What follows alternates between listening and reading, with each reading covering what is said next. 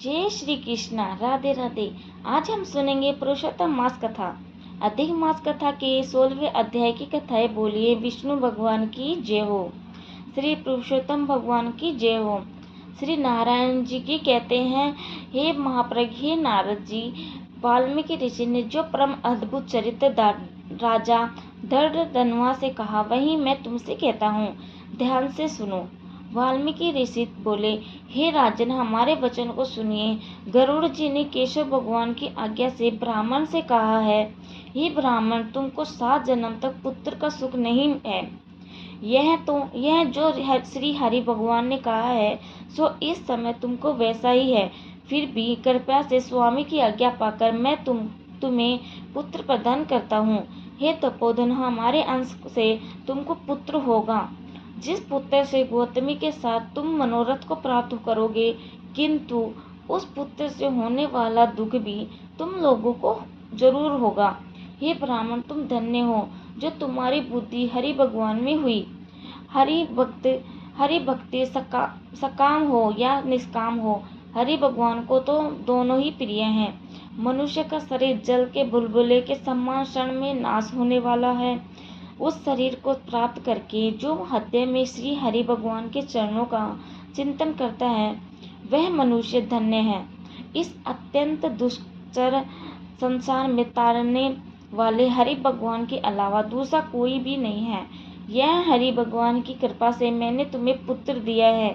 मन में श्री हरि का धारण करके सुख पूर्वक विचारों और उदासीन भाव से संसार के सुखों को भोगो। वाल्मीकि ऋषि ने कहा, गौतमी और सुदेव ब्राह्मण दोनों प्रतीप के देखते ही देखते उत्तम वर को देखकर उसी समय गरुड़ पर सवार होकर श्री हरि भगवान विष्णु शीघ्र ही वैकुंठ को चले गए। सुदेव ब्राह्मण भी अपनी पत्नी के साथ मन के अनुसार पुत्र रूप वरदान को पाकर अपने घर पर आए और उत्तम गृहस्थ आश्रम के सुख भोगने लगे। कुछ समय बीतने पर गौतमी और सुदेव ब्राह्मण को पुत्र की प्राप्ति हुई। पुत्र प्राप्त होने पर सुदेवा ब्राह्मण बहुत प्रसन्न हुए। श्रेष्ठ ब्राह्मणों को बुलाया, उसको जात कर्म संस्कार कराया। अच्छी तरह से स्नान करके ब्राह्मण ने उन ब्राह्मणों को बहुत सा दान दिया। ब्राह्मण और सब जनों के साथ सुदेव शर्मा ने नामकरण संस्कार किया। कृपालु गरुड़ जी के प्रेम से यह पुत्र उत्पन्न हुआ था। शरदकालीन चंद्रमा के समान उदय को प्राप्त तेजस्वी यह सुख के समान है। अतः मेरा यह प्रिय पुत्र शुक्रदेव का नाम वाला हो। माता पिता के मन को आनंद देने वाला वह पुत्र पिता के मनोरथों के साथ साथ शुक्ल पक्ष के चंद्रमा के समान बढ़ने लगा। माता पिता ने हर्ष के साथ उत्पन्न ने संस्कार किया, गायत्री मंत्र का उपदेश दिया। उसके बाद वह बालक वेदारंभ संस्कार को प्राप्त कर ब्रह्मचर्य व्रत में स्थित हुआ। ब्रह्मचर्य के तेज से युक्त वह बालक साक्षात दूसरे सूर्य के समान शोभित होता है था। बुद्धि सागर उस बालक ने वेदों का अध्ययन प्रारंभ किया। उस गरुड़ वत्सल्य बालक ने सद्बुद्धि से अपने गुरु को प्रसन्न किया और एक बार कहने मात्र से समस्त विद्या को प्राप्त कर लिया। वाल्मीकि ऋषि कहते हैं, एक समय कोटि सूर्य के समान प्रभाव वाले देवल ऋषि वहां पर आए। उनको देखकर हर्ष से सुदेवा ब्राह्मण ने प्रणाम किया। अर्घ्य पद आदि से विधि पूर्वक उसने देवल मुनि की पूजा की और महात्मा देवल के लिए बैठने के लिए आसन दिया। अति तेजस्वी देव दर्शन देवल ऋषि आकर उस आसन पर बैठ गए। बाद में अपने चरणों पर बालक को गिरे हुए देखकर देवल ऋषि ने कहा, अहो हे सुदेवा ब्राह्मण, तुम धन्य हो। तुम्हारे ऊपर भगवान प्रसन्न हुए क्योंकि तुमने दुर्लभ सुंदर और श्रेष्ठ पुत्र को प्राप्त किया है। ऐसा विनीत बुद्धिमान बोलने में चतुर वेद पाठी शीलवान पुत्र मैंने कभी किसी के यहाँ पर नहीं देखा है। हे पुत्र, यहाँ आओ। तुम्हारे हाथ में यह कौतुक क्या है, जरा मुझे भी दिखाओ। सुंदर छत्र 2 चामर यव रेखा के साथ कमल जानू तक लटकने वाले हाथी के सूंड के समान तुम्हारे यह दोनों हाथ कान तक फैले हुए, विशाल लाल नेत्र, शरीर गोल आकार का त्रिवली ये युक्त पेट है। इस प्रकार इस उस बालक के विषय में कहकर उन ब्राह्मण को उत्कंठित देखकर देवल ऋषि ने कहा, हे सुदेवा, तुम्हारा यह लड़का तो गुणों का समुद्र है, गंधा और कोख का संधि स्थान कड है, शंख के समान उतराचाव वाला गला है, चक्रण टेढ़े सिर के वाला, ऊंची छाती, लंबी गर्दन, बराबर कान, बेल के समान कंधा, इस तरह समस्त लक्षणों से युक्त यह तुम्हारा पुत्र श्रेष्ठ भाग्य का निधि है। बस एक ही दोष जिससे यह सब व्यर्थ हो रहा है। इस प्रकार कहकर सिर कांपते हुए दीर्घ श्वास लेकर देवल मुनि ने कहा, प्रथम आयु की परीक्षा करना, बाद में लक्षणों को कहना चाहिए। आयु से हीन बालक के लक्षणों से क्या प्रयोजन है? यह सुदेवा, तुम्हारा यह लड़का 12 वर्ष में डूबकर मर जाएगा, इससे तुम मन में शोक नहीं करना। अवश्य होने वाला निसंदेह होकर ही रहता है। मरण शरण को औषध देने से इसकी कोई प्रतिक्रिया नहीं होती। वाल्मीकि जी बोले, देवल मुनि इस प्रकार कहकर वहां लोक को चले गए और गौतमी के साथ सुदेवा ब्राह्मण पृथ्वी पर गिर गए।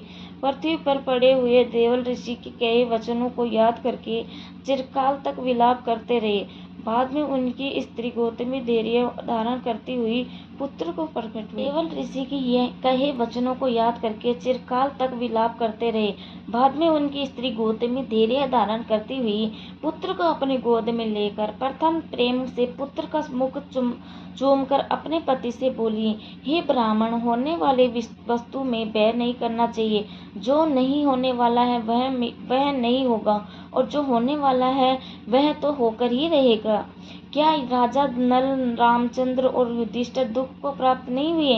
राजा बलि को भी बंधन प्राप्त हुआ, यादव नाश को प्राप्त हुए, हरि नारायण कठिन वध को प्राप्त हुआ, वृत्रासुर भी मारा गया, हस्त्र अर्जुन का सिर काटा गया और रावण के भी सिर काटे गए।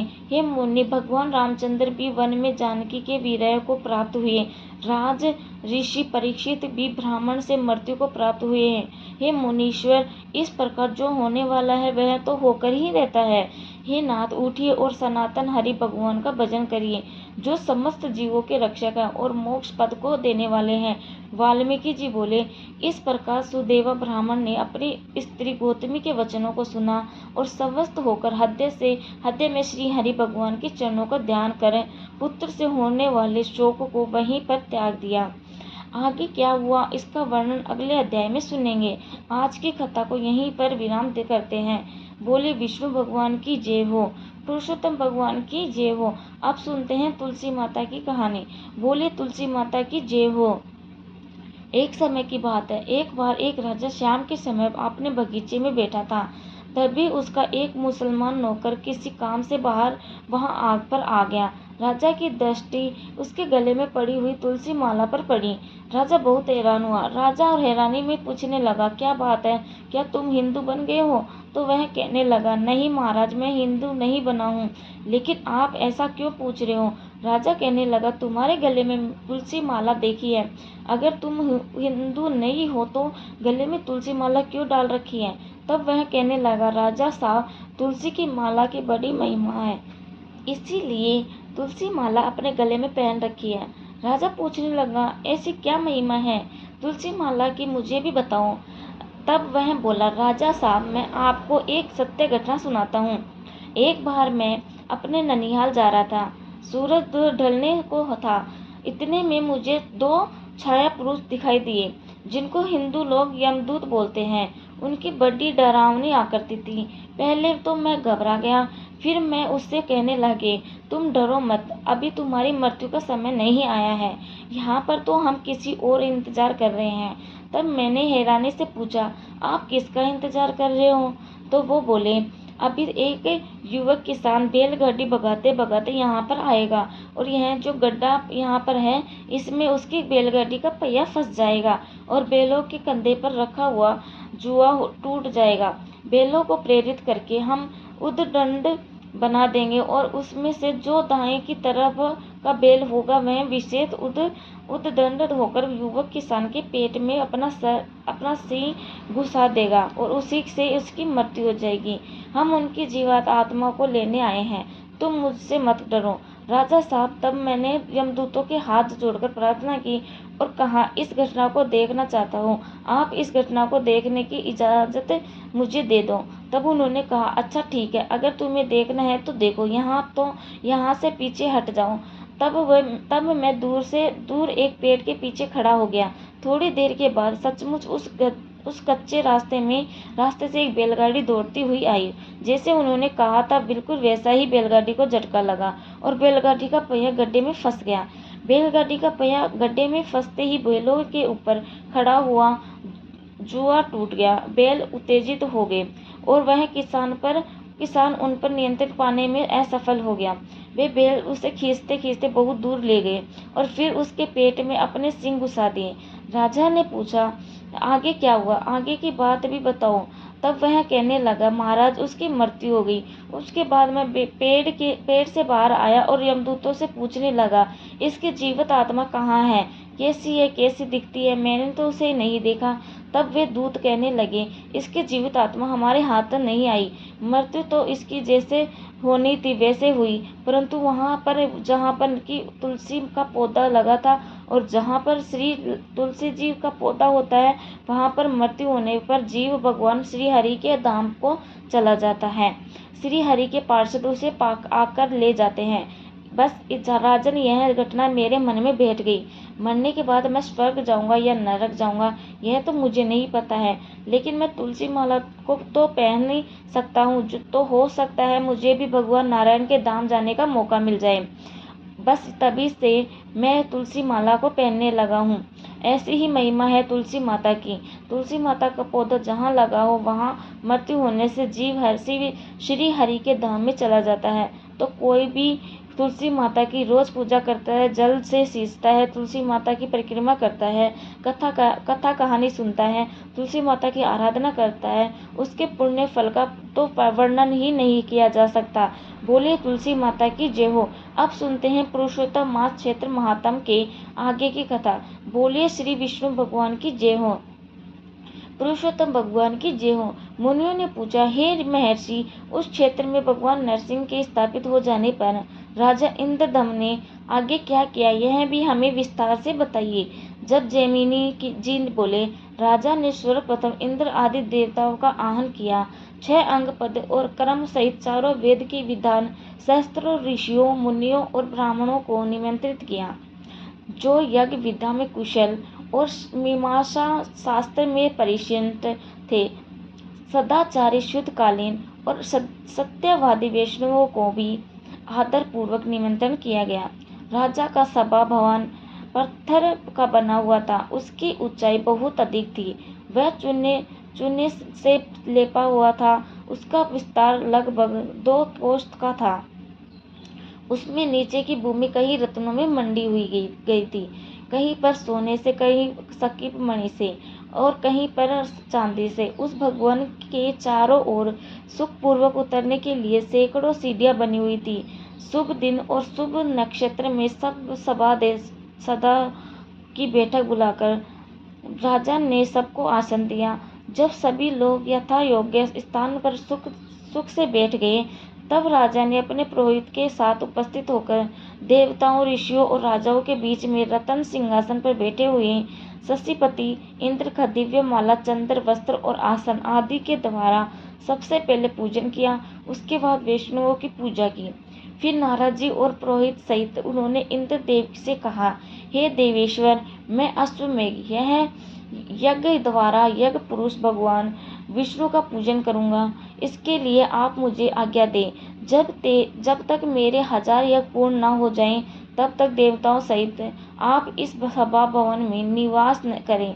हे देव, आपने पहले जिन शरीरधारी नील माधव का दर्शन यहाँ पर किया है, वे इस समय बालुका राशि में छिप गए हैं। उनके पुण्य प्रकाश में आने पर आप लोगों का भी कल्याण होगा। इसीलिए मेरा यही प्रयत्न है। राजा के इस प्रकार सूचित होने पर इंद्र आदि देवता कहने लगे, हे राजन, आप तो सचमुच महात्मा हैं। तुमने इस पृथ्वी पर सत्य व्रत का पालन किया है। हमने पहले से ही तुम्हारे भविष्य को जान लिया है। तुम्हारा यह कार्य तीनों लोकों को पवित्र करने वाला है। हम तुम्हारे सहायक बनेंगे। तुम भक्त वत्सल्य भगवान विष्णु का 1000 अश्वमेध यज्ञ के द्वारा पूजन करो। उसके द्वारा राजा ने यज्ञ के प्रारंभ करने के लिए भगवान का पूजन किया। भगवान विष्णु को सभा भवन में इष्ट देव के स्थान पर बिठाकर राजा अपनी पत्नी के साथ निश्चित लगन की प्रतीक्षा करने लगे। वास्तविक वाचन हो जाने पर पुण्य वाचन और अभ्युदय आश्रित संपन्न किया और उसके बाद सब सामग्री लेकर राजा ने ऋतु का वर्णन किया। वर्ण को हो जाने पर उन्होंने शपथ राजा को यज्ञ की दीक्षा दी। वेदी का संस्कार करके उस पर प्रज्वलित आहनीय अग्नि की स्थापना की गई। वह अग्नि साक्षात भगवान विष्णु का ही तेज है। फिर प्रोक्षण और अभिमंत्रण द्वारा उत्तम लक्षणों वाले अश्व को छोड़ गया। यज्ञ की दीक्षा लिए हुए राजा मौन होकर मर्ग चरम को बैठ गए। जब तक महायज्ञ का कार्य चलता रहा तब तक मनुष्य के लिए वहाँ 6 प्रकार के अन्नपान आदि चतुर रसोइयों के द्वारा तैयार किए जाते थे। उस यज्ञ में प्रतिदिन लोगों के सम्मान और आदर में बुद्धि की वृद्धि होती थी।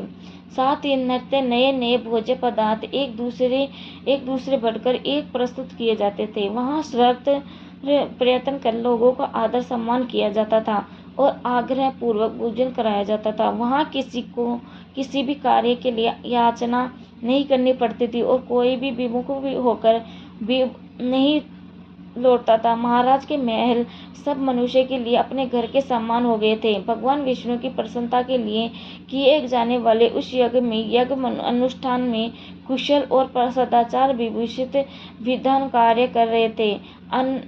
अनगन धान्य से लेकर अव्रत प्रचारक सब कार्य क्रमश और विधि के अनुसार ही संपूर्ण हुए। कभी भी कोई मंत्र कभी स्वर वर्ण हीन नहीं होने पाया। विधि के विधायक महर्षि वहाँ यज्ञ कर्म के अधिष्ठाता थे, अतः कर्म में कहीं कोई त्रुटि नहीं होने पाती थी। वहाँ सप्त ऋषि याज्ञवल्क के आदि मुनि को गुण दोषों का विभाग करने वाले यज्ञ के दिव्य सदस्य, यज्ञ के साक्षी, यज्ञ कर्म कराने वाले थे। उन्हीं क्या त्रिवजों के रूप में वर्ण करवाया गया। यज्ञ में सम्मिलित हुए मुनि लोग परस्पर कथा वार्ता प्रसंग वैदिक वाक्य सूक्त ग्रह उपनिषदों को चर्चा करते हैं। ये सब पापों का नाश करने वाले भगवान चरित्रों की कथा वहाँ सब उस सभा में हुआ करती थी। या राजा इंद्रदम के यज्ञ में सब देवता प्रयाग होकर हविष्य ग्रहण करते थे। वह यज्ञ तीनों लोगों को प्रसन्न करने वाला था। इस प्रकार विधि पूर्वक चलने वाला वह अश्वमेध यज्ञ 999 संख्या तक पहुँच गया। जब अंतिम यज्ञ होने लगा तब राजा इंद्रदम प्रतिदिन दिव्य अवस्था को प्राप्त होने लगे। सूत्य यानी सोम रस निकालने के दिन से 7 दिन बाद जो रात्रि आई उसके चौथे पहर में राजा इंद्रदमन ने अश्वनाशी भगवान विष्णु का ध्यान किया और उसी ध्यान में उन्होंने सप्तमणि में अश्वदीप को प्रत्यक्ष हुआ सा देखा। उसके चारों ओर सिर समुद्र लहरा रहा था। उस दीप के मध्य भाग में दिव्य मणियों का बना हुआ एक उत्तम मंडप दिखाई दिया और उसके भीतर प्रकाशमान रत्न सिंहासन सुशोभित था। उस रत्न सिंहासन के मध्य भाग में शंख चक्र सदाधारी भगवान विष्णु का दर्शन हुआ। उसके श्री अंगों की कात श्री नील मेघ के समान श्याम थी। वेन माला से विभूषित थे। उनके दाहिने भाग में हिमालय का समान गौर कोटि चंद्रमाओं के समान कांत धरणीधर अनंत विराजमान थे, जो फन रूपी मुकुट का विस्तार करके सुंदर छत्र के आकार में परिणत हो गए थे। उनका स्वरूप बड़ा ही मनोहर दिखाई पड़ता था। उनके कानों में 2 कुंडल झिलमिला रहे थे। शरीर पर सुंदर नीले वस्त्र शोभायमान थे।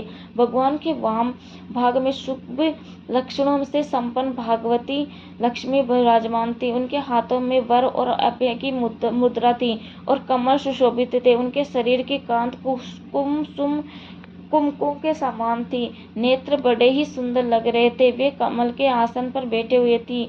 भगवान के आगे ब्रह्मा जी हाथ जोड़े खड़े थे। श्री हरि के वाम भाग में नाना मणियम सुदर्शन चक्र स्थित था और सनकादिक मुनीश्वर उन जगत गुरु भगवान विष्णु की स्तुति कर रहे थे। ध्यान में भगवान का इस प्रकार से दर्शन करके राजा इंद्रधनुष को बड़ा हर्ष हुआ और वे कद वाणी से स्तुति करने लगे। राजा इंद्रदम ने कहा, हे जगत आधार, आपको नमस्कार है। हे जगत आत्मन, आपको नमस्कार है। हे केवल्य स्वरूप, हे त्रिगुणातीत, हे गुंजन, आपको नमस्कार है। आप विशुद्ध निर्मल ज्ञान स्वरूप हो, आपका नमस्कार है। शब्द ब्राह्मण नाम से प्रसिद्ध आपका नमस्कार है। हे जगत स्वरूप, आपको नमस्कार है। संसार सागर में गिरे हुए दीनहीन मनुष्य के दुख का नाश करने वाले, आपको नमस्कार है। हृदय की दुर्बोध ग्रंथियों का भेदन करने वाले, आपको नमस्कार है। हे प्रभु, आप 14 भवन रूपी भवन के मूल स्तंभ है, आपको नमस्कार है। कोटि कोटि ब्रह्मांडों की रचना करने वाले शिल्पी रूप आप भगवान चक्रपाणि की नमस्कार है। आप करुणा में अमृत सिंधु को बढ़ाने वाले चंद्रमा है, आपको नमस्कार है। दिनों का उद्धार करने के लिए एकमात्र गुप्त दया सिंधु स्वरूप, आपको नमस्कार है। जगत को प्रकाशित करने वाले जो सूर्य आदि ज्योति में ग्रह और नक्षत्र है, उसकी भी ज्योति आप ही है, आपको नमस्कार है। आप अंतकरण के पापों को जलाने के लिए प्रदीप्त अग्नि रूप है, आपको नमस्कार है। आप सबको पवित्र करने वाले हैं। पवित्र वस्तुओं में सबसे अधिक पवित्र है, आपका बारंबार नमस्कार है। आप सबसे अधिक भारी, सबसे महान और सबसे अधिक विस्तार युक्त है, आपको बारंबार नमस्कार है। आप अतिशय निकट, बहुत ही सुंदर, अत्यंत छोटे हैं, आपको बराबर नमस्कार है। हे नारायण, आप सबसे श्रेष्ठ और परम पवित्र हैं, आपको नमस्कार है। हे जगन्नाथ, आप मेरी रक्षा करो। हे दीन बंधु, आपको मेरा नमस्कार है। हे प्रभु, आपको सुखदायिनी नौका के रूप में पाकर मैं भव सागर में पार हो गया हूँ। हे रामानाथ, आपका दर्शन होने से मेरे सभी क्लेश दूर हो गए हैं। आप सच्चिदानंद स्वरूप हैं। आपको प्राप्त हुए मनुष्य के दुखों का संवर्ता ही नाश हो जाता है। इस प्रकार ध्यान में स्थित हुए राजा इंद्रदम ने जगदीश्वर भगवान विष्णु की स्तुति कर उन्हें प्रणाम किया और फिर ध्यान के अंत में राजा को अपने आप का भान हुआ और वे सोचने लगे, यहाँ पर भगवान विष्णु कैसे स्वयं मेरे प्रत्यक्ष होंगे। इस चिंता से उनका मन व्याकुल हो गया और उन्होंने नारद जी से कहा भी बातें बताई। तब नारद जी ने आश्वासन देते हुए कहा, हे राजन, अब तुम्हारे शोक समाप्त हो गए हैं। इस यज्ञ में अंत में भगवान तुम्हें यहाँ प्रत्यक्ष दर्शन देंगे। यह बातें किसी दूसरे के आगे प्रकाशित मत करना। आगे क्या हुआ इसका वर्णन अगली कथा में सुनेंगे। आज की कथा को यहीं विराम करते हैं। बोलिए विष्णु भगवान।